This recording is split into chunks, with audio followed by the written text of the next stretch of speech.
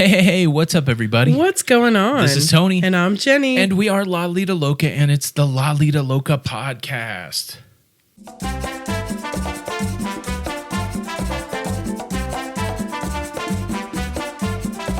It's episode 7, Jenny. Episode 7, wow. Jenny, you sound a little weird. What's going on with you? What do you mean? I don't always sound this nasally and like, hey, butter me a bagel? Yeah, are you doing your best to do a Fran Drescher impression? That's right. For all you youngins out there, Fran Drescher was in The Nanny. Look it up on the YouTube if you don't know what that is. Jenny. Aw, Mr. Chesterfield. That sounds a lot like... Jenny, are you a little under the weather? I am. I'm not feeling very well. Yes, so unfortunately, if you're watching the video version of this podcast, it's just my ugly mug. You just get to see my Tony. And a beautiful picture of Jenny. But yeah, Jenny not feeling well, not camera ready today. But hey, man, that's that cruise life. That's that creator life. But we're here to do a podcast.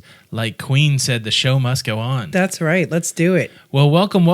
It's our first podcast of 2020. Our new decade. First podcast of the new decade. And we're going to talk about some old things today. Old? What? Old things. Back in June of 2018, we made our most popular video ever. This video has driven over 1.1 million views on the YouTube. That's pretty crazy. It's called 10 Mistakes That First-Time Cruisers Make. And what we're going to do in today's episode of the podcast is we're going to look at that list that we compiled. It was actually 12 things. And see if we still agree with it. When I was doing the research and went back and pulled the list off that video, I hadn't watched that video in a long time, Jenny. And wow, there are some glaring omissions, some things I think about today that I guess I did not think about in June of 2018. That's going to be fun. We're also going to talk about, so it's a new year and we are constantly on the quest to go on new cruise lines. And so we're going to talk about the cruise lines that we have been on. And we're going to talk about on the cruise lines that we would like to go on. And we'll have that conversation. And then we will finish up the show with the third thing today. We're going to talk about a little bit about the cruise news. So that's the lineup. That's what you are in store for. Sit back, relax, and enjoy the show. And enjoy the podcast. All right, let's get into it. 10 mistakes first-time cruisers make.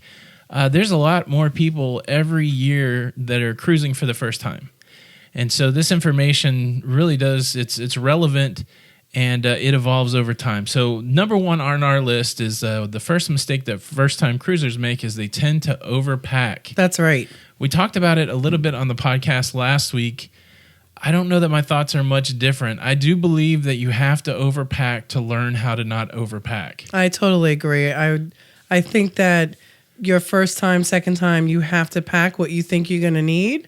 And then as you become a little bit more seasoned, you're going to realize, I don't really maybe need that. Right. You're going to have to, look, there's still stuff in our bag that I have no idea why we take on a cruise. And we've never used. That we've never but used. But Jenny has to have it. Jenny will not let us not take, I don't know what one example of that is, stool softeners. Stool softener is a good one. They're always on the cruise. We've never. Pepto? We've not used yet. We've never used it. But you know what? What? We might need it. Someday we might. That's right. Someday our prince will come and we will need the stool softener. I even bring Band-Aids. Have you used a Band-Aid? I feel like we've used a Band-Aid before. We may have. Yeah. But, so I think that would still be on my list. If I'm talking to somebody new who's never been on a cruise before and they say, hey, man, what would be some advice for first-time cruisers? I would say, I don't know if I'd say not to overpack. I would give them I guess the advice has changed for me. I would be like, overpack.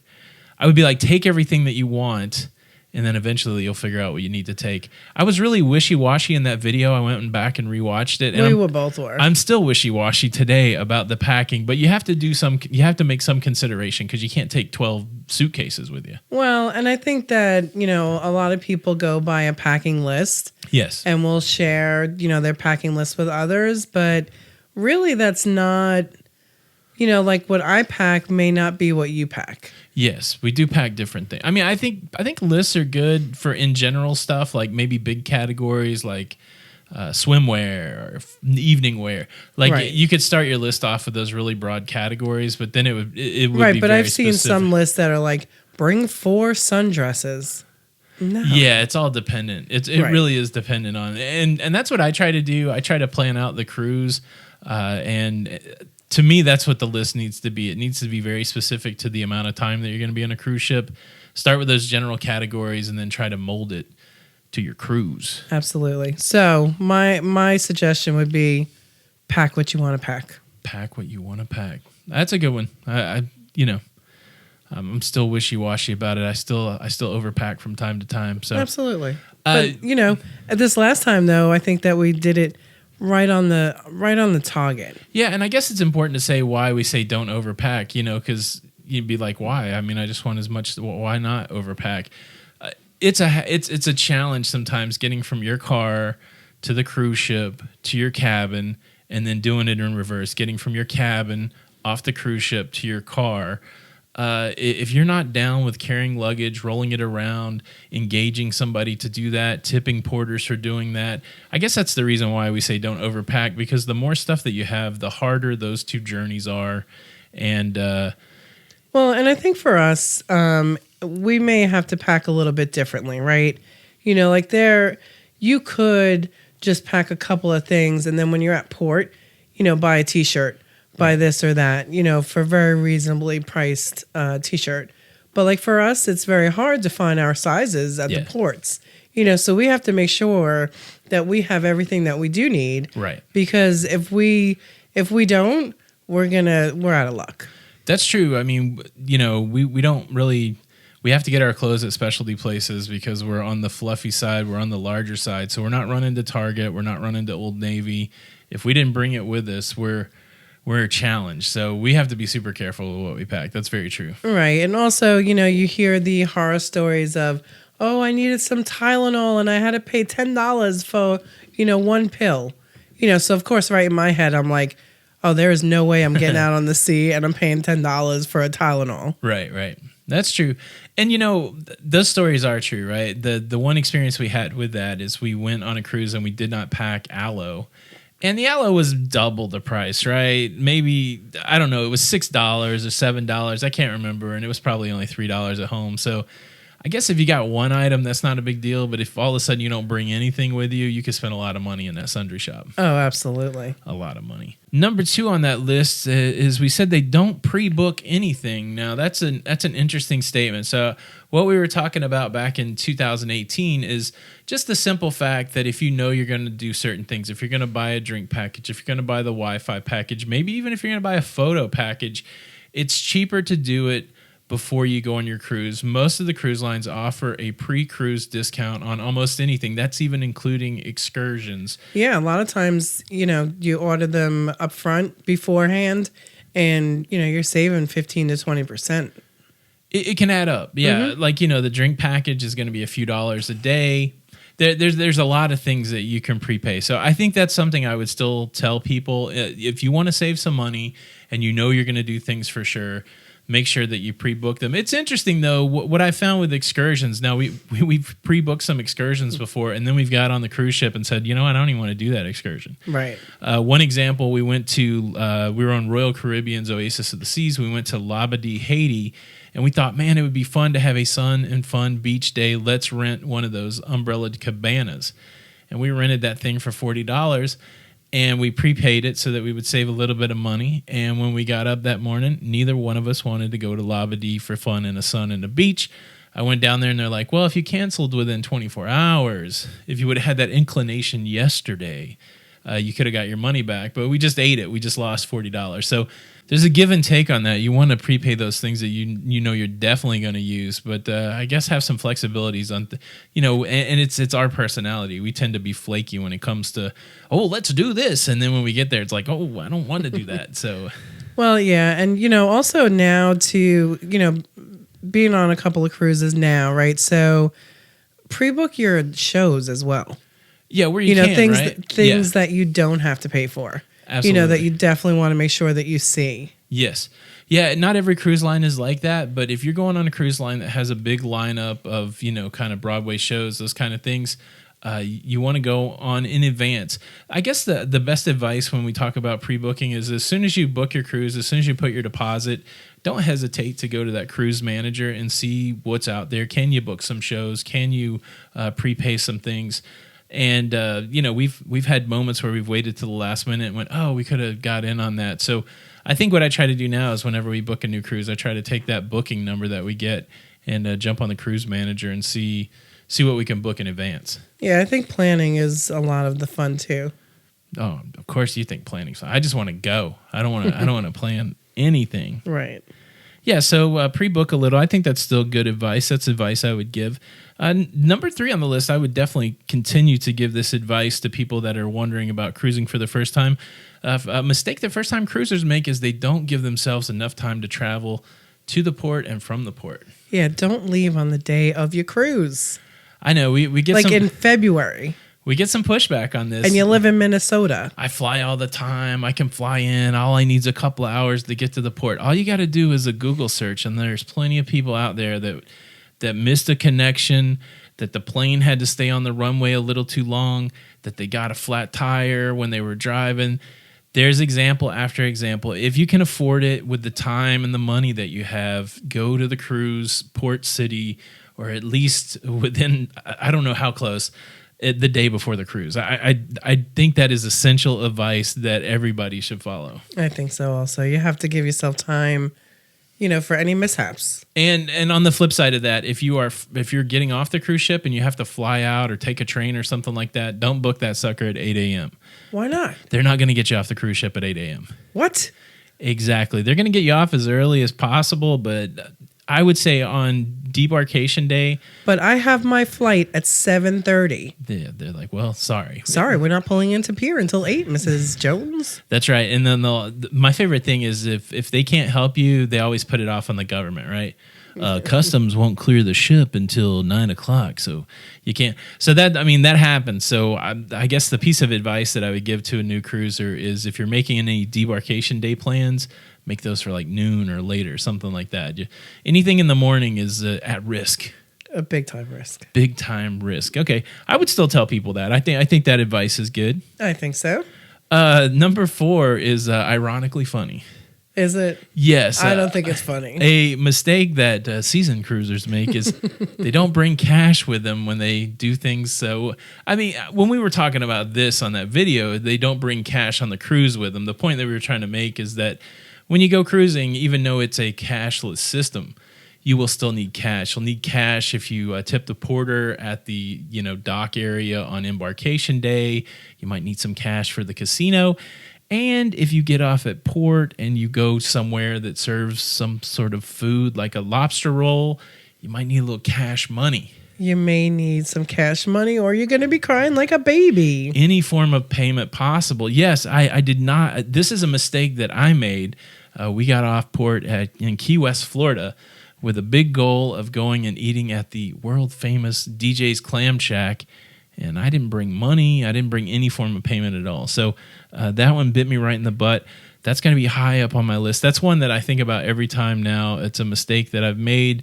And yes, if you get off the cruise ship, if you go on the cruise ship, you got to have access to cash. Absolutely. What do you think? Cash in the casino, or do you like charging to your card? We've done it both ways. Now, in the beginning, we were hardcore cash only.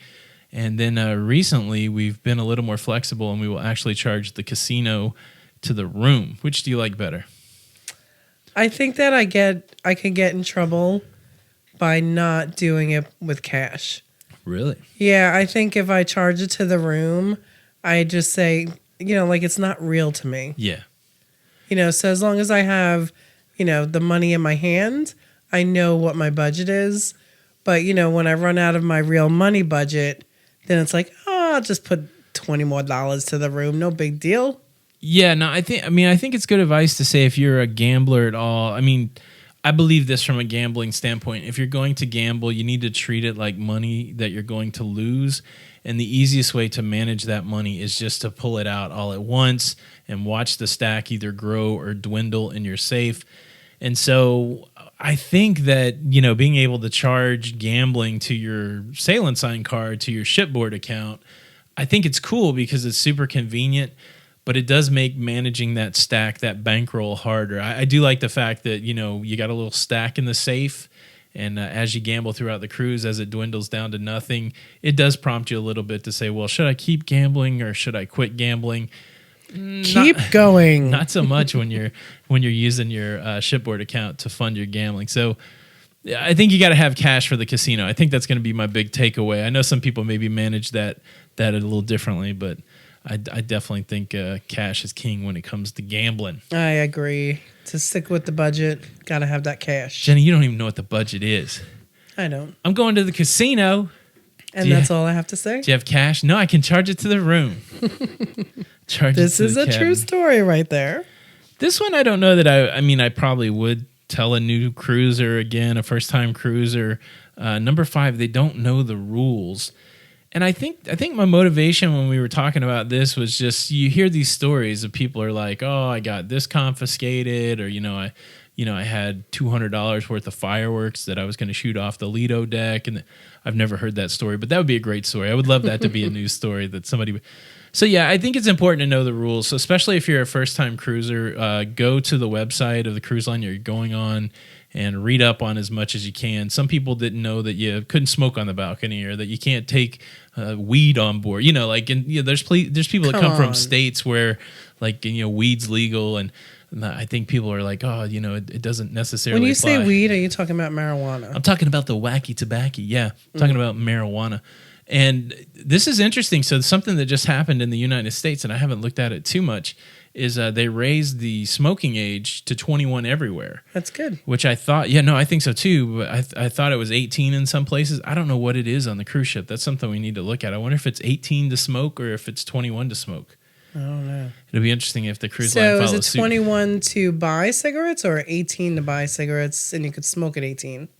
I think that's the way it used to be, but I think now everywhere federally it's all 21. Oh, wow. I think that just happened like 3 or 4 days ago. Yeah, I agree. I think that you're right. Yeah, so interestingly, if the cruise ship is an 18 or above, I wonder if that's going to be affected. Can you smoke at 18? I think you can gamble at 18 on most cruise ships, right? Right.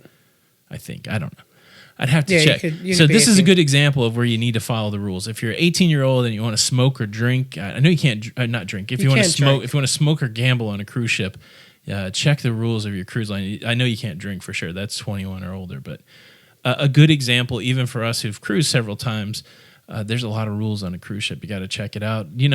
As somebody who makes video content, some cruise lines will allow drones. Some cruise lines will not allow drones. Some cruise lines will let you bring the drone on, but then they'll take it from you and give it back to you when you get off at a port. So there's so many things. Can you take a surge protector, or can you take, check the website. Check the rules. Just follow the rules. Follow the rules, people. And that goes everywhere on the cruise ship. Is there a dress code? Is there, there's a lot of things that go with cruising. So first-time cruisers don't always know the rules. Can I bring an extension cord? Which kind do I need? Yeah. Right. Fan, iron, curling iron. There's so many different things. Absolutely. Just follow the rules, people. Follow the rules. That's what I'm saying. I would probably still give that advice. Number 6, this one's interesting. This one's going to make me annoyed, I think. What is that? First-time cruisers, they often forget about assigned gratuities. Right. And then on the last day, right, they get billed up. We beat this drum a lot here. If you do not prepay your gratuities when you get on the cruise, they will assign the gratuities to your shipboard account, and you could get stuck with a big bill at the end if you didn't know about them. Yeah, if you're not paying attention, boy, you're in trouble. It's interesting. So I never take off the assigned gratuities. Nope. Right? I don't really believe in the gratuity system, but I believe that I don't know. I really don't know what I believe. I don't know what I believe. I get so annoyed that I have to worry about how everybody's getting paid on the cruise ship. It's not really I don't want to be some sort of labor guy who's working the hardest, who's getting the right amount of money. It's way beyond my pay grade when I go on a cruise vacation. Well, we're on vacation. But anyways, so the way I approach it is this. The cruise line said the best way to get everybody paid is to pay the assigned gratuities. I go ahead and prepay that so I don't have to worry about it when I'm on the cruise ship. But if you are one of those people that like to remove your assigned gratuities, if you'd rather tip a different way, don't prepay your gratuities. I don't know that you can get your gratuities removed if you prepay them. And I don't know why you would prepay them if you plan on removing them anyway. So if you are somebody that, let me just say this, don't not tip. Right? And so the reason that this is even on the list is just to remind people that people need to get tipped on the cruise ship for the work that they do. I believe that. Right. Some of these people don't make any money other than the tips. That's what we've been told. Could be a big conspiracy, could be a big lie. I don't really believe that everybody lies to me, but some people believe that. So if you don't want to tip the way the cruise line does it through the assigned gratuities, just make sure you bring regular money that you can tip people out with. If you're going to do the assigned gratuities, prepay it. It's something you can get out of the way. And if you don't prepay your gratuities, just don't forget about them so you're not surprised. Right. And how convoluted is tipping? It's annoying as all get out. It is, but that's why we like to have cash, with us on the cruise as well. Because a lot of times, if I use the restroom, there's usually an attendant in there. Yes. So you see them each night, if you go into a show or whatever. So, yes. I always tip them. But what if that person is making, say that the restroom attendant is not a tipped employee. It's nice that you're giving the restroom attendant a tip, but what if they're already making 4 times what your room steward is making? Why wouldn't you just give the tip to the room steward? See, again, you have to know how much everybody's making for any of this to make sense. Right. You might be tipping people that are already fully salaried. Right. And leaving out the poor person that's not. Right. So that's kind of like if I go up to guest services, giving them a tip when they're helping me. They're getting paid. Right. I guess. Right, you guess. Look, they all work hard, Jenny. Don't you care that the people work hard? Of course I do. I know, we all care that the people work hard. That's why this is so frustrating. People are like, the people work hard, don't you? Yes, of course I care, but shouldn't their employers care more than I do? Right. It would be nice to see the behind the scenes economics of it all. Give me a breakdown. Okay.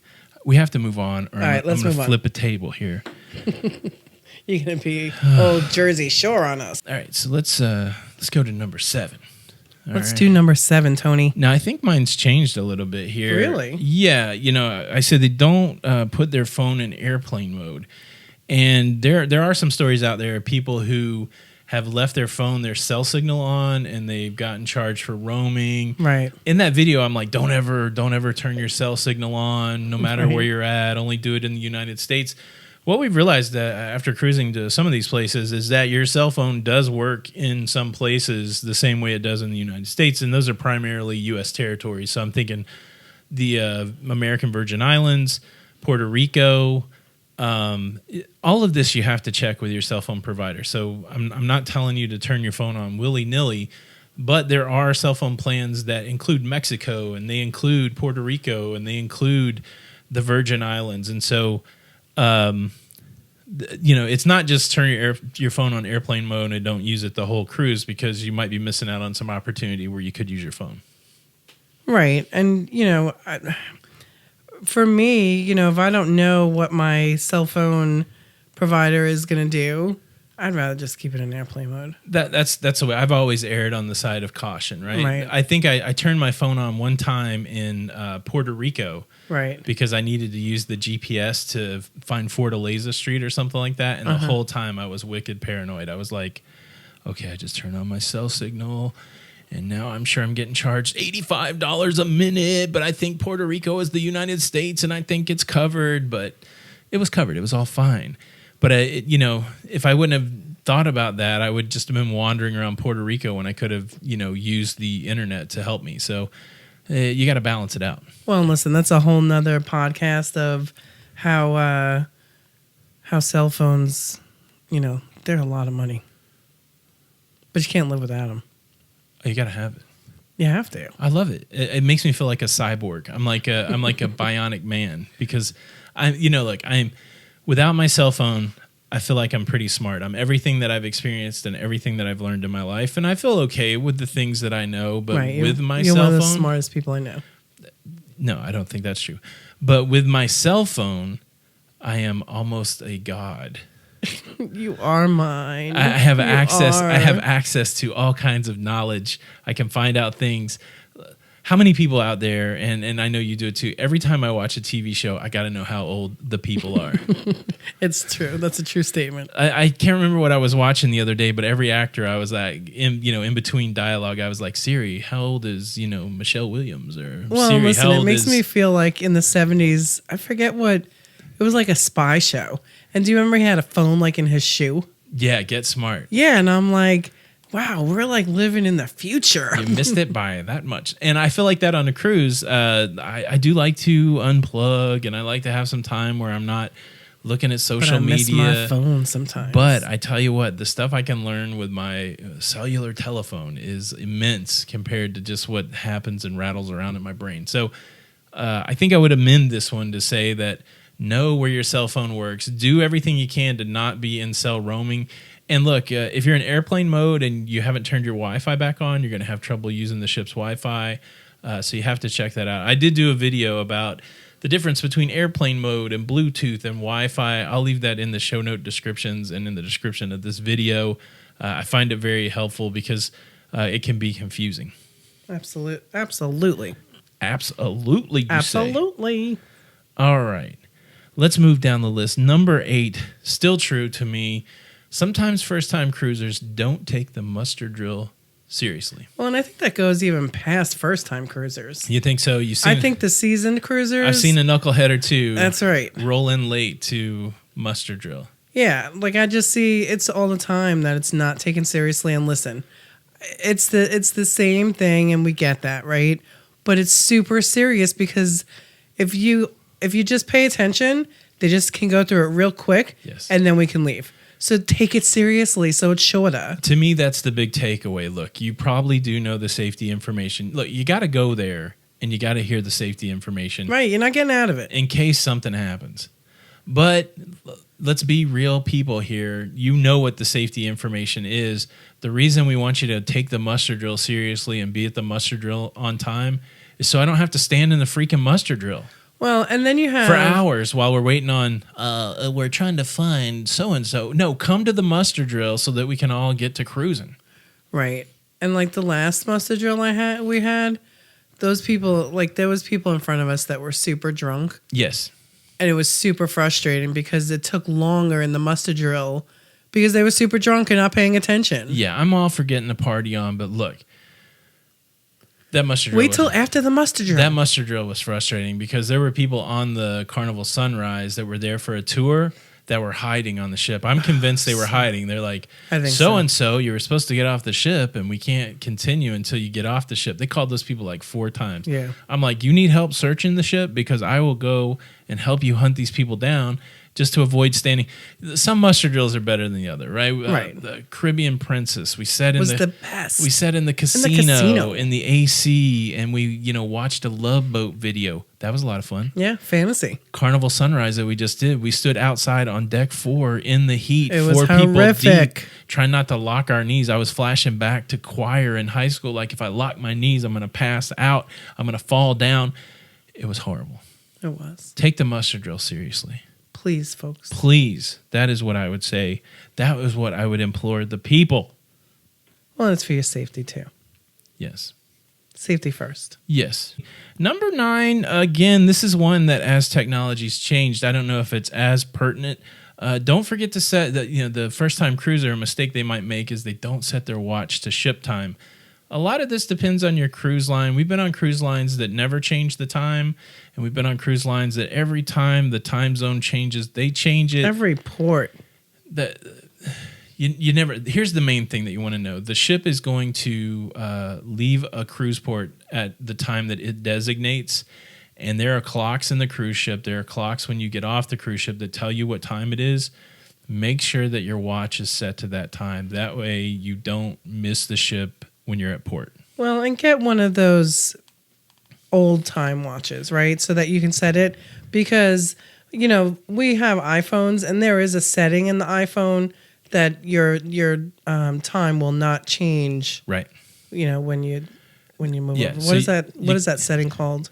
It's really just your time setting. You got to be tech savvy, right? You either got to do one or two things. You got to get yourself a dumb watch that you can set that the time doesn't automatically change, or you have to learn enough about your phone and your watch if you have a smartwatch, to make sure that the time's right. That's right. So that's probably what I would append from the video. In the video, I'm like, oh, just never use your phone. But in reality, if you can figure out how to make sure your time is set to the ship time, you're good to go. And I think that's the thing to remember. There was a news story in 2019 of a couple who, the time had changed on the ship and they didn't change their time and they got back an hour later and they were left at the dock. So it does happen.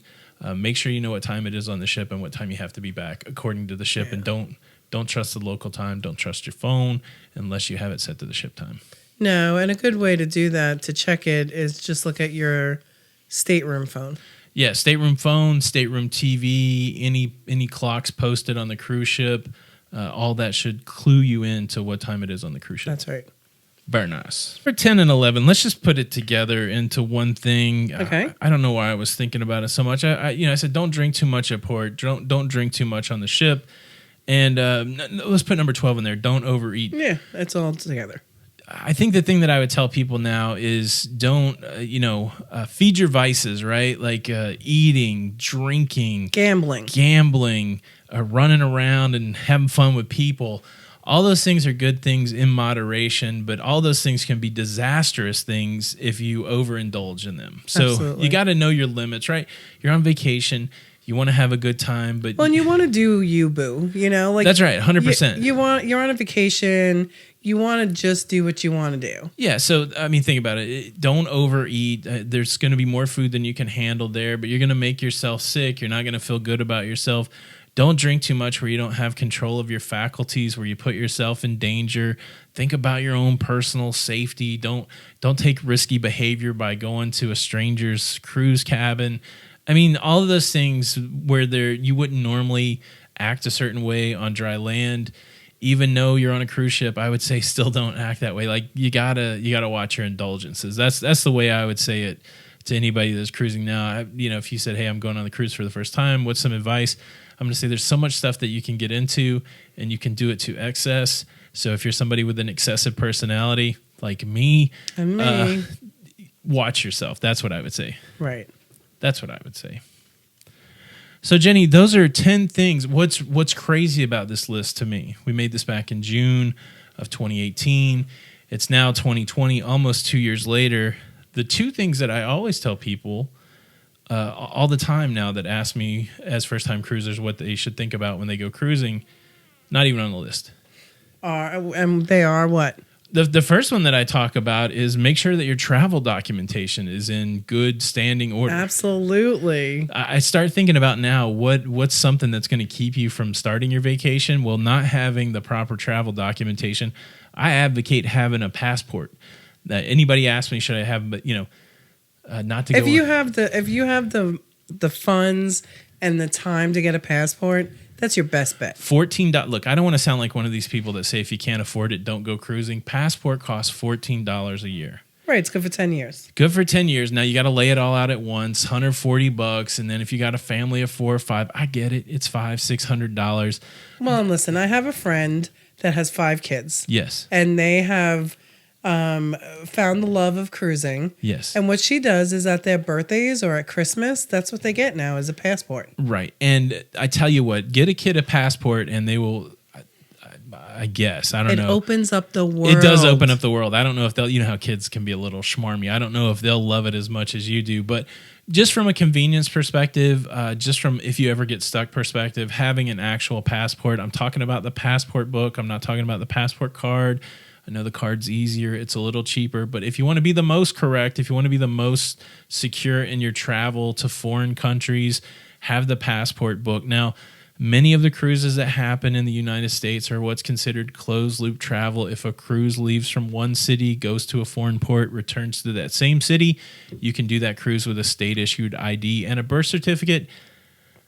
You can do that. It doesn't cost you anything if you have both of those, but it's a little more of a challenge. And if for some reason you get stuck in that foreign country, you're not flying home with your birth certificate. That's right. So take all that into consideration. So I always tell people, make sure your travel documentation is set, that your birth certificate, well, of course, your birth certificate's not going to expire, but your passport's not going to expire within 6 months, that everything's hunky-dory. And on top of that, also your documentation for your stateroom and your cruise. Absolutely. You want to have Your that boarding stuff. pass. Look, we probably print out stuff that we don't have to print, but Right. I would rather have it handy and able to present to somebody than to fumble around trying to find an email or stuff like that. Absolutely. So travel documentation, that's a big one. Don't put your travel documentation in your checked luggage. I mean, these are just some simple things that I always, put it in your hand, carry it on you, strap it to your chest, whatever you have to do. Make sure you have your travel documentation when you're getting on the cruise ship. Make sure you have your passport and your documentation when you're trying to clear customs getting off the cruise ship. Don't pack that stuff up because it's gonna be a bad time for you. Yes, don't do it. And then the other one That's a bad time for the people behind you. Yes, you will get made fun of. No, we're not here to make fun of anybody.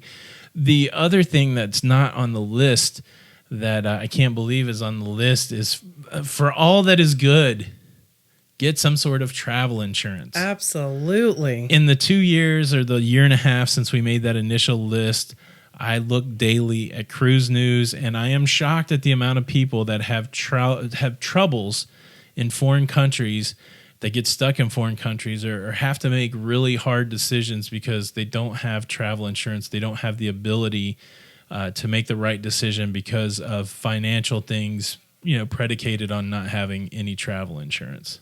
Right, and a lot of people look at it as wasted money, but I kind of look at it as a wasted opportunity to cover myself. Right. Nothing's a problem until it's a problem. That's right. And then it could be a big problem. It could be life or death. I mean, that's what we saw. We saw people get stuck somewhere and didn't get the proper medical attention, and it cost somebody their life. And if they would have just had travel insurance, it could have been different. Now, travel insurance is a tricky proposition, and hopefully we can talk about it more at some point. But there's different kind of travel insurance. There's travel insurance where you have to, if something happens to you, you have to pay up front. Right. There's some travel insurance that for certain things they'll pay for it, and you don't have to pay up front. Those are all things that you have to consider, right? When you're trying it's also third party. It's cruise line. Right. There's a lot of things, but the main thing, and some people, here's a couple big umbrella things. For the most part, in a foreign country, your U.S. health insurance, if you're a United States citizen, will not cover medical care in a foreign country. That's right. That may not be 100% true in everybody's case, but the big, broad, sweeping umbrella thing is that's the truth. So you need some sort of medical insurance when you're in a different country. And then for the most part, the only way that you can get medical medevac from the cruise ship to a healthcare facility, that's only going to happen with travel insurance. I don't know of another insurance that's going to do that. And so those are some big considerations. And then on top of all that, if you've invested a lot of money in your cruise, you can buy insurance to get that money back in the case of a cruise being canceled or in case, weather does something. There's a lot of options for insurance, and it's something that you have to dig into. And it's something I really believe that you have to include as the part of the cost of cruising. Absolutely. And, nowadays they also have annual premiums. Yes. And also like your credit card. There's a lot of options. Yeah. So you want to make sure that the coverage that you're getting is what you need. And but yeah, so everybody that I talk to now that says I'm going on a cruise for the first time, what do you need? Check your documents. Get travel insurance, and then do those other things. And then, the thing that I tell people now also is that you just never know what's going to happen on a cruise. So you have to check your attitude a little bit, right? Like it's not one of those situations where everything's going to go exactly, the cruise lines, they write their cruise contracts really savvy, right? We might change a port on you. We might keep you on the cruise ship. This thing might happen. That thing might happen. You don't ever know that that's in the cruise contract until they skip the first port and you're like, hey, man, what the heck? I thought we were going to go to Grand Turk and we're not going to Grand Turk. Well, it's in your contract that we can do what we want to do. We can do what we want to do. At the discretion of the ship's captain, you could get put off the cruise ship. So you gotta be flexible. You're going to be follow those rules. The other thing is if you're not used to being around a lot of people, when you get on a cruise ship, there's a lot of people there. So there could be people that are rude. There could be people that'll make you mad. There's going to be lovely people on the cruise ship, but the main thing is in all of this, you got to take a positive attitude and you got to be able to go with the flow. If not, you are likely to be mad on your cruise.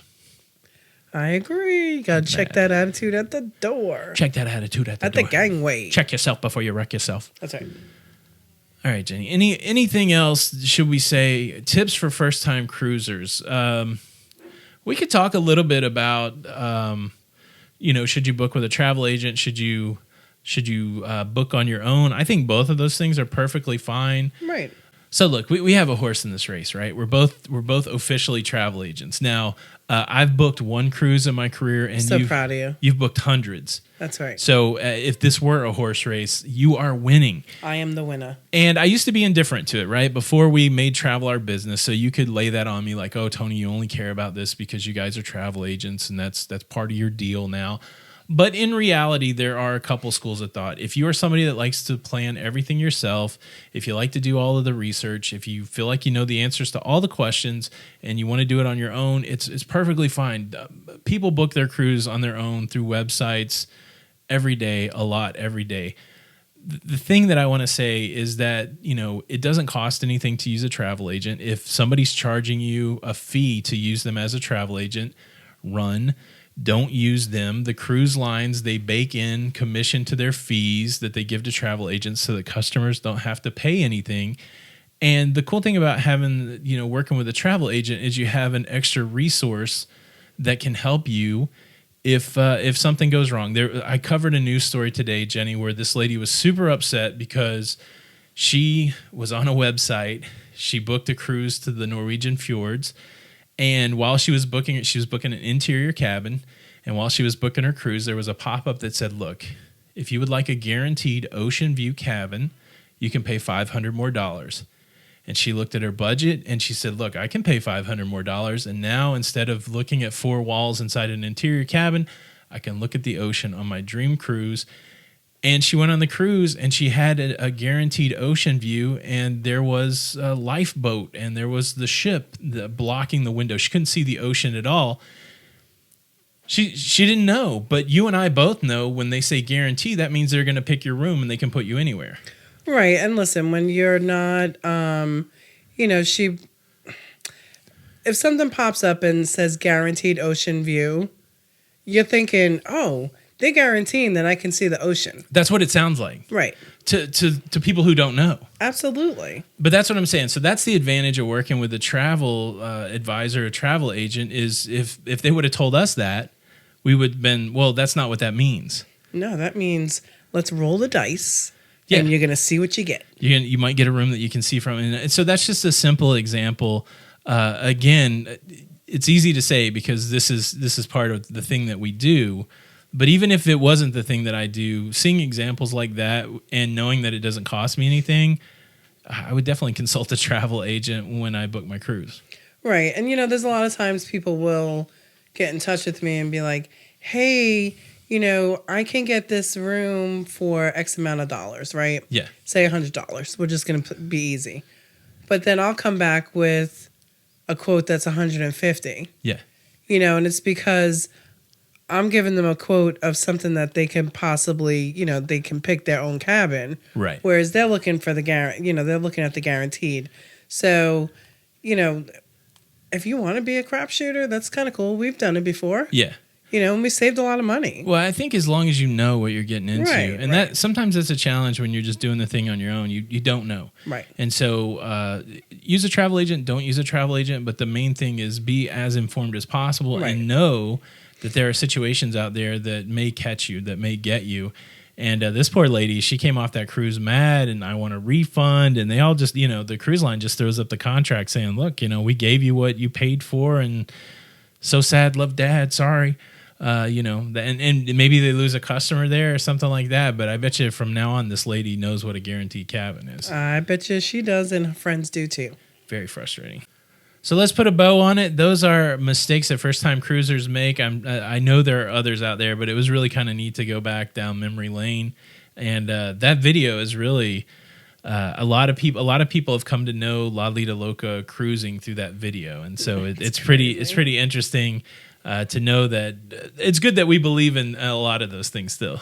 Yeah, I think next week on the podcast we should talk about how to choose a cabin. I think that's a good conversation. I think that's a that goes on. That's a lot for a mistake for a first time cruiser. Yeah, and that's one thing that'll really either make you like cruising or turn you off if you get a I'm going to take a note. Take a note, Tony. All right, Jenny, let's transition. All right, Tony, let's transition. Let's transition from talking about right now mistakes that first-time cruisers make to our hopes and our dreams when it comes to cruise lines. Ooh. So I don't know when it became one of our core philosophies, one of our core ideas that to be well-versed in cruising, we had to experience a lot of different cruise lines. I feel like pretty early in the process. Absolutely. We booked a lot of Carnival cruises, but again, I think that we just got booking fever that first year. And so I think we had 4 Carnivals on the books before we knew it. And then we finally went, well, let's try something else. There's other stuff out there. Right? Absolutely. There's a lot of different lines out there. And so since we started cruising, we've been on 5 different cruise lines. We've been on Carnival. We've been on Royal Princess. Oh, read them off, Jenny. Tell us what we've been on Carnival. We've been on Princess. We've been on MSC, Celebrity, and Royal Caribbean. So that's 5. Yeah. Now, there's a lot of other cruise lines that we haven't been on. So what I thought we would talk about today, everybody always wants to know, what's your favorite cruise line? That is so hard. My favorite cruise line.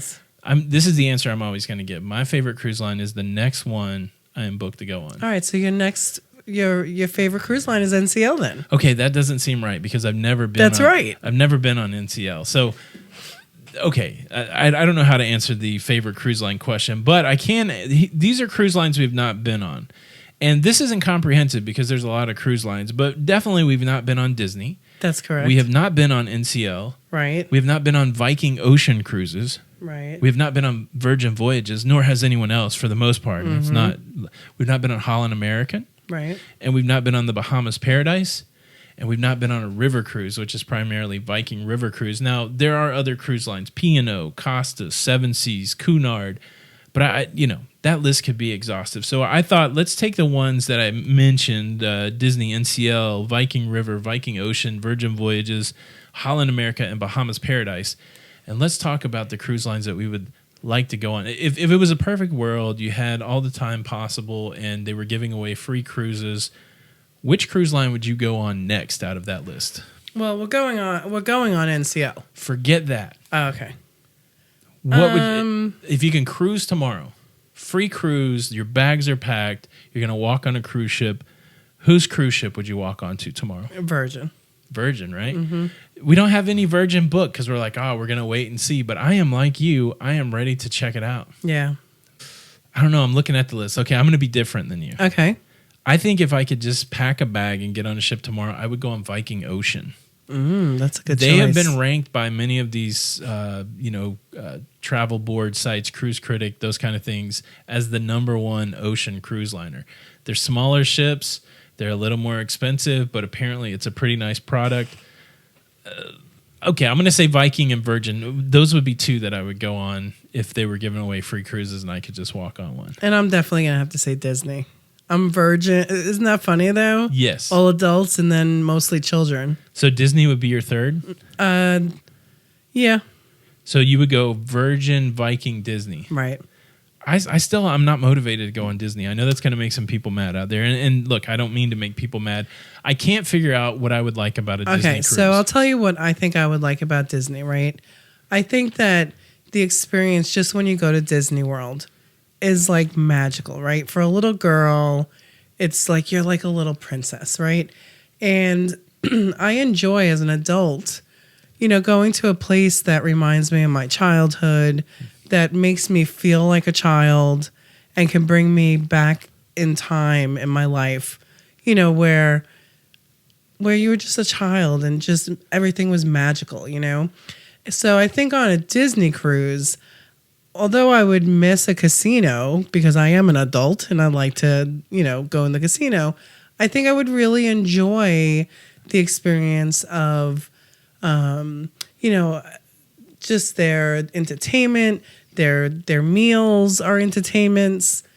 I like the fact when you get on the cruise ship, they call out your name and they clap. And come on, that's a cool experience. All right, that's a cool experience. So I probably need to go watch more Disney videos, Disney Cruise Line videos. Right. #1, one of the coolest things on the Disney ship to me is that water roller coaster. Yes, that's very cool. I've watched that before in port. But I can't ride it. No, not yet. Yeah, so, I mean, if I was getting on a cruise ship tomorrow, boom, that's out for me. I know they have cool shows. Right. And you love entertainment. I do love entertainment, and they have. But do you like the cutesy entertainment? They have good food. Yeah, I mean, I think I've seen a couple of the shows, and it looks like going to a show at a theme park. It's not going to be very high up on my list. Look, Okay. I like remembering my childhood also, and I don't really care if they call my name out. It's a cool touch, right? It is a cool touch. Look, they got Marvel, they got Star Wars. All right, listen, you talked me out of it. I'm not trying to. I don't want Disney to be number 3. I'm not trying to talk you out of it, but I just don't know. Yeah, but I have to go on a cruise ship with you. I know, but it's like I like to go to the casino. I don't know. I don't know if it's too. I don't know if you have to be bought into that Disney lifestyle for it to. Look, I went to we're just not Disney. I went to Shanghai Disney with Right. Dawn, and it was okay, but again, it was just a big crowd, and maybe I'm just being a fuddy-duddy. Again, everybody who loves Disney, I love you guys. I'm not trying to say anything against that. I'm just saying if I'm examining my Disney soul, I don't know that I'm down with it. Right. I don't know that it would be number 3 on my. It's okay, Jenny, to be number 3 on your list. It's okay. Well, what's your number 3? My number 3, I lost the list. My number 3, okay. So I'm saying I would go Viking. Okay. I would go Virgin. Right. I don't think we need to leave Viking River in the. Let's just say we want to go on a river cruise. I think that's Okay. fair. We want to go on a river cruise. Right. So I don't think it's fair to rank it with these ocean liners. Okay. Though. I would go Viking, Virgin, and NCL. I would go NCL. Look, I really want I to. thought we weren't counting NCL because we're going on it in March. No, I'm just saying you can't count it first. It doesn't have to be your first because we're going on it next. I'm sorry. Oh. It's in the mix. Okay. So does that change it? Do you want that to be number 1? That would be my number 1. Okay, so you want to go on Viking more than you want to go on. You want to go on NCL more than you would want to go on Virgin. No, it would probably be my number 3. So it'd be Virgin, Viking, NCL, Disney, Holland. Actually, Holland before Disney. All right. So we're saying Virgin, Viking for you, Mm-hmm. NCL, Holland, Disney, and then Bahamas Paradise. Yeah, because Bahama Paradise is, you could jump on it. Yeah, I mean, you could jump on it. Wait, that's what we're talking about. Tomorrow we're getting on a cruise that they're giving to us for free. Are you telling me that we're going on Bahama Paradise, which is Yes. like $119 for a 2-night cruise? Tomorrow. You're very familiar with that price. I am. That's a long way away from us right It now. is. I don't think I disagree with the choices here. So I would go Viking, Virgin, NCL. I would go Holland, and I would do Disney before Bahamas Paradise. Right.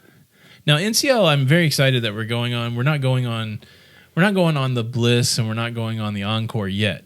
No. But I am interested in those cruise ships, and we're going on the Breakaway. The Breakaway. Which I heard is totally amazing. And I'm super excited to check out the way, there's so many people that are diehard NCL fans. So I'm excited to check it out.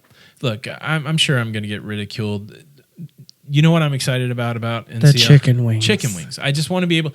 Look, I'm not gonna overindulge. We talked about it. I'm gonna keep my chicken wing deal in check, but I like the idea of chicken wings being an included cruise food. You know what I like? What I'm looking forward to? What? If I don't want to wear a sundress, I don't have to wear a sundress. Any way that you want it. That's pretty cool. So NCL will be the first time that we've been on a cruise ship that formal night, they don't have any requirements for formal night. That's going to be pretty cool. Yeah. Yeah, I don't know what the entertainment situation is. I know that like on the Bliss and on the Encore, they've got some interesting things like go-karts and laser tag and escape rooms. And then isn't NCL the ones that have like the Jersey Boys or something like that? I think they got Jersey Boys. They got like the Beatles we're tribute gonna have band. to see what's playing on the Breakaway. So I don't know what's on the Breakaway. So I'm hopeful for the entertainment. I'm sure the food will be the same or better than others. And we'll be checking out a new casino. But I'm interested in seeing, and I like the way they paint their hulls with those cool pieces of art. So looking forward to going on NCL. And if there's any cruise, so now back to reality, we're back. Okay. If there's any one of these cruises that I could add on to this year in 2020, it would be Virgin Voyages. I agree. Absolutely. I would love to go on that ship in its inaugural year. I'm leery about going on the first sailings again with seeing cruise ships cancel their early sailings. But man, that's going to be such a disruptive, different vibe. It's either going to be awesome or it's going to be horrible. And I wouldn't mind being around to see what that's like. I think it's going to be awesome. I think it's going to be, you know, the thing is like, you know, they call you sailors. Right. So I wonder if like, you know, they'll be like, hey, sailor. Hey, sailor. Okay. That's the way I would talk on the cruise ship. Yeah. Like if you walked up to me on the cruise ship, I'd be like, hey, sailor. And I'd be like, hey, sailor. Hey, it sounds so provocative, doesn't it? Hey, sailor. And no main dining room, no tipping, no kids, no there's free Wi-Fi. Sounds pretty exciting. Is the drinks included as well? Or I don't think the alcohol's right? included. There's some version of drinks, but yeah, that'd be kind of cool. Yeah. Hey, sailor. Jenny, can I clear? Hey, Sailor Tony. Look, I got to clear something up. This is bothering me, and this could bother people. Maybe the podcast is the right place to talk about it. I did make a video. We'll talk cruise news. You want to talk some cruise news? I'll bring it up then. Okay. All right. So these are the cruise ships that we'd want to be on. We're adding NCL to the list this year. That'll bring us up to 6 different cruise lines. Like Pokemon, we got to collect them all. Who knows what we'll experience next? It'd be cool to sneak in another new cruise line. Put them in the yearbook. Yes. So let's jump to the cruise news. I'm going to start with this story that I covered on a video on the Lido Loca Cruising YouTube page. Check this video out. But by accident, I 100% believe it's by accident. All the people, anyways, it's frustrating. I do believe it's by accident. Carnival Cruise Line, the Elation, accidentally dumped some gray water into the water in Port Canaveral. Well, and what is gray water exactly? So this is what the video is about. Gray water is the water that once you wash yourself, wash your hands, cooking water. It's the water that comes out of the sinks, right? Out of the drains in the shower. So gray water doesn't contain, fecal matter. So nothing from the toilets. Nothing from the toilets. Now that's what I want to talk about. Well, I mean, it could have fecal. You got to work hard. Right. I think you got to work hard to get fecal matter in the shower, but I guess it could happen, right? Right. But a low amount. And gray water is supposed to be treated before it's dumped out. There's a whole lot of regulations. So without going too deep into the gray water conversation, I casually mentioned in the video that in my life, I have peed in the shower. I guess that's a shameful thing because I had multiple people with like, I can't believe you peed in the... because there's things that people are going to say that they've never done because it looks like, oh, that's so gross.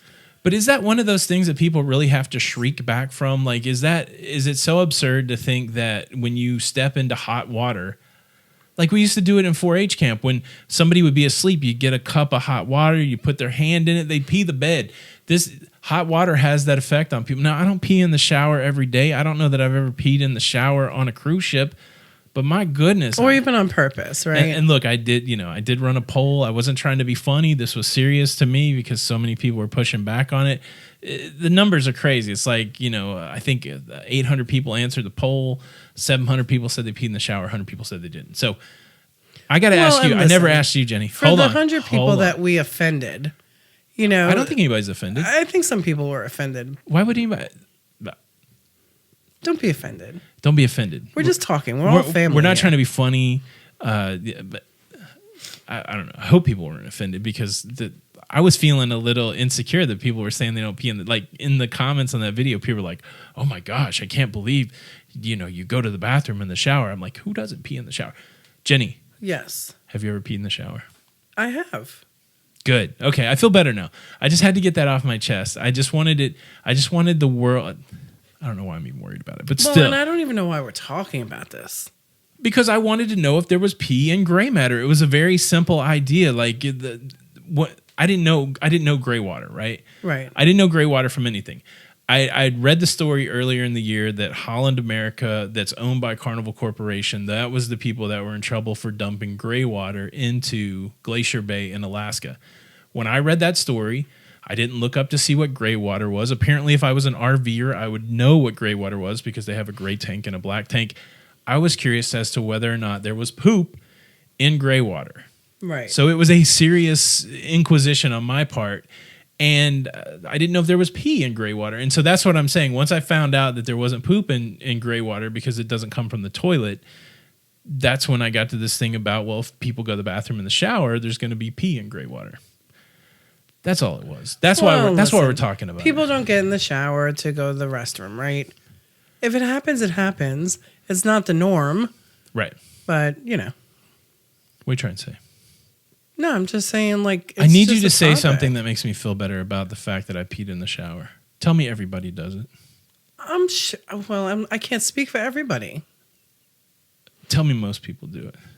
I mean, most kids do it, right? Tell me most adults. Like, how many times do we put our The kids? numbers don't lie. More people, many more people said they did that. Jenny, you're not helping me out here.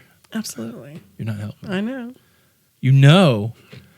All right, let's move on to another. Let's move on to the next news story. Look, MSC built a brand new cruise ship. It's a big cruise ship. I know. The MSC Grandiosa. I think that translates from Italian into big cruise ship. I think it does. Grand. They ran that brand new cruise ship right into a pier. How sad in was Palermo, that? Sicily. How sad was that? It's pretty sad. I mean, if you look at the damage on the ship, the pier took the brunt of it, right? Like part of the pier crumbled. It's not even like an official pier. It's like this thing that sticks out, and they just sideswiped it a little bit. But wow, But the reason I bring it up is there is a condition out there with these high winds that are pushing these cruise ships around. And the question that I wanted to ask, with all these cruise ships being blown around, by the way, are cruise ships too big? No. See, that's what I thought. I'm a big fan of the big cruise ship, but the bigger they get, the more that they're getting pushed around by the wind. And if the wind's going to push these cruise ships around, maybe we're making them too big. I don't know. The Oasis didn't bump into the Legend, did it? Well, not yet. But it almost bumped into the Oasis. The Oasis didn't Yes. move. Well, it was already docked when the big wind came up. I'll just leave it out there. That's what I'm saying. Look, I enjoy the big cruise ship, but everybody in the wake of the Carnival ships sliding around, the MSC Grandiosa busting up a pier in Italy, everybody's saying, well, the wind is, pushing these cruise ships around, and all we're trying to do is make bigger cruise ships. So I don't know. I think I'm just. Would it matter? I'm just saying the obvious. When you think about it. Maybe the cruise ships are too big. I don't know. Really? Yeah, maybe. The ocean is remarkable, right? Like, it's huge. Yes. Could there be a ship that's too big for the ocean? There's some ships that are too big for the wind at the pier, though, Jenny. I mean, All right. Look, it's then tend to end. It's like saying if the planes, they're never going to have trouble in the sky. Well, those things have to take off and land. Well, that's when they have to tender in. If they feel that the wind may be a factor, either tender in or don't stop there. Or make a smaller cruise ship. No. All right. We're not going to settle it. But that's just a thought that I had. Just a thought. Because the smaller the ship, yes, they're most of the time, more motion. right. Okay, it's a trade-off. I'll give you that. All right, the last news story I want to talk about, a couple price increases. I mentioned it a couple of weeks ago. It's the beginning of the year. It's time for everybody. Don't say it's so. Everybody's raising prices. I think we talked last week about Carnival raising the prices on their drink package on 3 and 4 day sailings, up $3 per person per day. Well, Celebrity, they snuck in. I don't know if they snuck in. I mean, it was in the news. They raised their gratuity prices on all of their gratuities. How dare they? It's just $1 each, Jenny. No big deal. Yeah, $1 here, $1 there. Regular rooms, they went from $14 to $14.50 to $15.50. Wow. The concierge and aqua class, we dig that because you get that blue restaurant. Mm-hmm. The gratuities went from $15 to $16, and if you're rocking a suite, it went from $18 to $19. All right, Jenny, it's just $1 more per day. It's $7 more per cruise per person. It's $8 more per person. Who cares? When they start doing that, though, right? Yes. So when you're looking at your cruise fare, they're trying to keep that like to a minimal, right? So Right. you're not in sticker shock. Right. But then when they start adding, here and there, like everything that is not a requirement, but, gratuities they just put on without you fighting it, Right. And I think if they start doing that, like $1 here, $1 there, before you know it, it's going to be sticker shock when you're leaving and it's on your debit card. Yeah, it's okay. So it's elastic consumerism. So the idea is this: exactly what you said. If it costs $200 to get on a cruise, we can't mess with that $200, right? People are used to paying the $200. Just as an example, people are happy paying the $200 for their cruise, and they're going to keep paying the $200. But the cruise company, it's a business. They're publicly traded companies. They're stockholders that say, I want a dividend. I need to see that profit go up quarter after quarter. And but the management at the cruise company, the leadership at the cruise company, are like, well, I can't increase that price that everybody's used to paying. Let's just up the gratuities $1. And everybody's going to say, and I'm saying it too, who's getting the $1? Right. Are the workers getting the? I'm back to solving labor issues. Are the workers getting the $1? Right. Because they work hard. Look, it's America, right? It's the capitalist system. People have to make profit. I'm fine with listen, it. But you hit it on the nail. These are publicly traded companies, right? Yes. What cruise line isn't? MSC. And they're very reasonable. They're very reasonable. But they're very European, and that's not everybody's jam. I know, but... I like it. Well, yeah, look, and it's not just Celebrity. It's not just Carnival. No, it's everybody. NCL, look. NCL did a little stinkeroo. They did a little tricky also at the beginning of the new year. They went for the room service. Now, Royal Caribbean, I like it. You pay one price, you get as much as you want. You pay like $7.95. That's what NCL was doing. Right. You could order room service, order as much off the room service menu as you want. They'll bring it to your door for $7.95. Well, now they want $9.95. They made a $2 increase on room service. So again, $2. I mean, how many times do you order room service on a cruise? Maybe once, maybe twice. So what? I'm paying $4. Who cares? I mean, yeah, I think that's what they want the consumer to say. Who cares? It's only $4. Or you're going to have the consumer like me that says, I'm not doing it. Right. I'm not going to get room service. And then it changes your experience. Yeah. Yeah. Again, this is the balancing act that I think these leadership groups or these companies, they have to come up with, because you don't want to change the experience, right? Right. Now I'm mad at room service, right. And it's only $2. I'm only mad. I'm not mad at $2. I'm just mad at the fact that you raised the price, and now my cruise experiences have changed. And so now, if you're $200 for me to go on a cruise and somebody else is only $220 to go on a cruise, for example, then maybe I'm switching because I'm mad at room service. It's a balancing act. The funny thing is, like, a lot of people don't keep up with it, right? So you're just going to go on a cruise and you're going to pay the $9.95 for room service, and you might scratch your head going, the last cruise, didn't we only pay $7? I don't know. So you don't even notice it. But it's interesting that... Well, and a lot of times... Maybe I think about it too much. No, a lot of times you really do have to look at the what is it called? Maybe like the upfront cost. Yeah. Like the first cost that you see, because sometimes it could be a cruise line that has, the same exact experience, cabin, say, for $200. And then another cruise line will have it for, say, $500. Yeah. But that $500, you're getting free beverages. You're getting, free room service. There's a lot of things that are inclusive in that, right? It's the total so cost really of cruising. You really have to dig down. Okay, well, I can pay $200 to just get on that ship, but then it's going to be an extra $100 for this, $100 for that, $100 for this. It took me almost a year to start thinking about this idea of total cost of cruising. Like, now I know that I'm going to buy Wi-Fi. I know that I might buy a specialty dining. I know that I might buy a coffee card. In the beginning, I'm like, well, who's got the cheapest rate? What's the cheapest cruise I can get on? And I never thought about what I was going to be adding on. So just completely to your point, it's not always apples to apples. The $200 entry price that doesn't include Wi-Fi, doesn't include a specialty dining, doesn't include a coffee card, versus a company that throws in a drink package or throws in a specialty dining, that throws in Wi-Fi. You got to compare those things. Absolutely. And I think a lot of new cruisers don't do that. But I think as things start going up, prices $2 here, $4 there, you got to look at the total cost of cruising. Isn't Virgin looking much better? Yeah, so everybody says, oh, Virgin's expensive, but a lot of stuff's included there. That's right. A lot of stuff's included. All right, well, that's our little dip into the cruise news. And Jenny, we're winding down this episode 7 of the Lido Loca Cruising Podcast. I just want to throw it out there. If you have any questions about cruising, if you need any help with your travel planning, reach out to Jenny at jbarnette at cruiseshipcenters.com, and she will answer your questions, and it doesn't cost anything. And it is Barnett with an E at the end. Barnett with an E. I will leave that information in the description and in the link below. Again, I can't stress it enough. It does help us. You're supporting a small business. You're supporting our creative efforts. But at the same time, you're getting a huge value for no money. And so use a travel agent, if not us.